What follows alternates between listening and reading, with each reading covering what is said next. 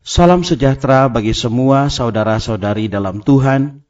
Di tengah masa pandemi yang berkepanjangan, yang kemungkinan mengauskan iman dan harapan kita, kami dari Yasperin ingin menguatkan anak-anak Allah dengan program Firman Tuhan di tengah pandemi. Dalam keadaan seperti saat ini, kita memerlukan firman Dia yang menopang segala yang ada dengan firman-Nya yang penuh kekuasaan.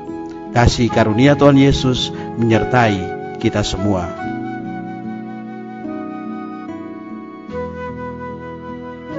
Saudara-saudari yang dikasihi oleh Tuhan Yesus Kristus, selamat bertemu kembali dalam program Arus Hayat Voice. Dalam kesempatan ini saya akan menyampaikan firman Tuhan dengan judul Kesembuhan bagi orang yang hampir mati. Pembacaan Alkitab kali ini diambil dari Injil Yohanes pasal yang keempat ayat 50-51. Kata Yesus kepadanya, "Pergilah, anakmu hidup." Orang itu percaya kepada perkataan yang dikatakan Yesus kepadanya, lalu pergi. Ketika ia masih di tengah jalan, hamba-hambanya telah datang kepadanya dengan kabar bahwa anaknya hidup. Saudara-saudari yang terkasih, di dalam Injil Yohanes pasal yang ketiga sampai 11, Tuhan Yesus menggambarkan bagaimana hayatnya memenuhi 9 macam keperluan orang. Dan hayatnya juga sanggup menyelesaikan berbagai macam keperluan orang yang berbeda-beda itu. Dalam Injil Yohanes pasal yang keempat ayat 43-54, kita melihat seorang putra, seorang pegawai istana yang hampir mati. Ini menyatakan bahwa orang yang hampir mati sangat memerlukan kesembuhan. Pegawai istana itu meminta Tuhan datang untuk menyembuhkan anaknya. Tetapi Tuhan Yesus hanya mengucapkan sepatah kata, dan anak laki-laki itu segera sembuh. Ayat 50 berkata, kata Yesus kepadanya, "Pergilah, anakmu hidup." Orang itu percaya kepada perkataan yang dikatakan Yesus kepadanya, lalu pergi.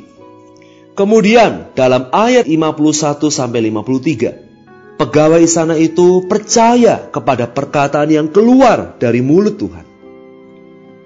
Ketika ia mendengar dari hamba-hambanya bahwa anaknya hidup, ia dan seluruh keluarganya percaya kepada Tuhan. Haleluya untuk firman Tuhan. Puji Tuhan, firman-Nya memberi hidup, firman-Nya memberi hayat. Firman pemberi hayat ini bukan hanya huruf-huruf yang mati, melainkan firman yang adalah roh itu. Tuhan hanya mengucapkan firman pemberi hayat, dan anak laki-laki yang hampir mati itu disembuhkan oleh perkataan Tuhan. Hari ini, saudara-saudara, Tuhan masih tetap menyampaikan firman-Nya yang menyembuhkan.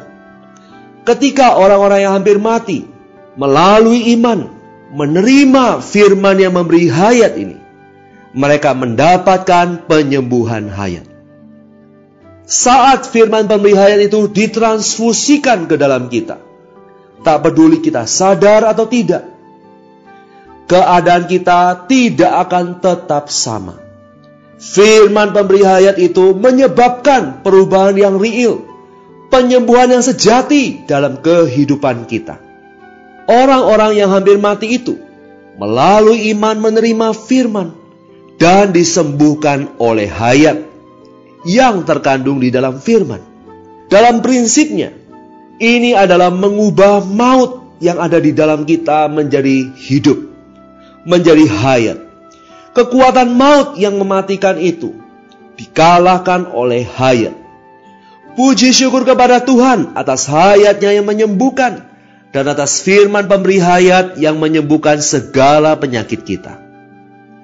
Maut ini bersumber pada pohon pengetahuan, sedangkan hayat ini bersumber pada pohon kehidupan, bersumber pada pohon hayat. Kita dilahirkan dalam penyakit maut, tetapi firman hayat Tuhan menyembuhkan maut di dalam kita. Yang kita perlukan adalah menerima dan percaya kepada firman pemberi hayat yang menyembuhkan.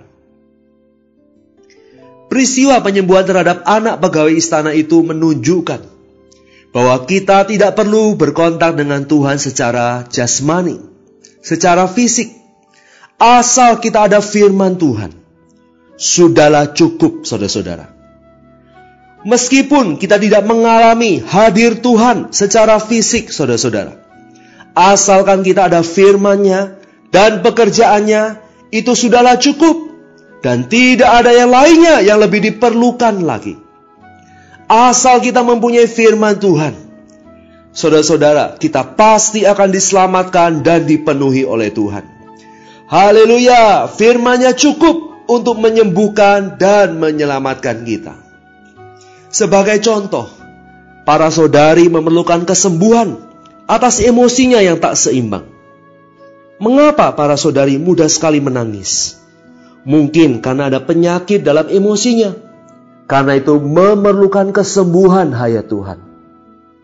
Para saudara memerlukan kesembuhan dalam pikiran mereka yang tidak seimbang, dalam kemauan mereka yang keras. Mengapa para saudara demikian keras kepala atas kemauannya? Begitu rumit dalam pemikirannya. Sekali memutuskan, tidak ada sesuatu pun di bumi ini yang dapat mengubahnya. Itulah penyakit. Kita memerlukan kesembuhan dari Tuhan Sang Roh melalui firman-Nya yang memberi hidup. Yohanes pasal 6 ayat 63 berkata, Rohlah yang memberi hidup, daging sama sekali tidak berguna. Perkataan-perkataan yang kukatakan kepadamu adalah roh dan hidup. Puji Tuhan saudara-saudara, Dia adalah Sang Penyembuh. Kita semua memerlukan kesembuhan. Kesembuhan ini adalah transformasi di dalam jiwa kita. Semakin kita disembuhkan dalam pikiran, dalam emosi, dalam tekad kita, maka semakin kita akan ditransformasi. Kita akan makin diubah serupa dengan gambar Kristus yang mulia. Surat 2 Korintus pasal 3 ayat 18 berkata, kita semua mencerminkan kemuliaan Tuhan dengan muka yang tidak berselubung. Karena kemuliaan itu datangnya dari Tuhan yang adalah Roh, maka kita sedang diubah menjadi serupa dengan gambar-Nya dalam kemuliaan yang semakin besar. Puji Tuhan atas kesembuhan melalui firman-Nya yang memberi hidup. Mari kita sama-sama berdoa. Tuhan Yesus yang terkasih, aku mengaku Tuhan bahwa keadaan jiwaku sering tidak seimbang dan sungguh-sungguh memerlukan kesembuhan-Mu. Tuhan, hanya firman-Mu yang memberi hidup. Hanya firman-Mu yang sanggup menyembuhkan pikiran, emosi, dan tekadku. Sehingga aku dapat ditransformasi. Aku dapat diubah ke dalam gambar Kristus yang mulia. Di dalam nama Tuhan Yesus Kristus, aku berdoa dan mengucap syukur. Amin. Demikianlah saudara-saudara, Tuhan Yesus pasti menyembuhkan kita dengan firman-Nya yang memberi hidup. Sampai bertemu di kesempatan berikutnya. Kasih karunia Tuhan Yesus Kristus menyertai kita semua. Amin.